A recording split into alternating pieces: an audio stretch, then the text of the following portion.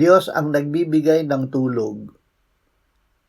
Walang kabuluhan na kayo'y bumabangon ng maaga at malalim na ang gabi kung magpahinga, na kumakain ng tinapay ng mga pagpapagal, sapagkat binibigyan niya ng tulog ang kanyang minamahal.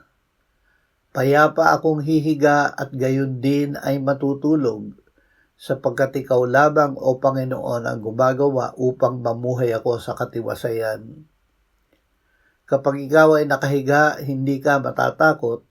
Kapag ika'y humimlay, magiging mahimbing ang iyong tulog. Masarap ang tulog ng manggagawa, kumakain man siya ng kaunti o marami.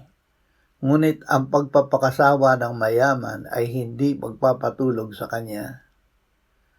Ama, salamat na kami ay hindi mo iniiwan o pinababayaan. Sa piling mo ay nakakatulog kami ng mahimbing. Amen.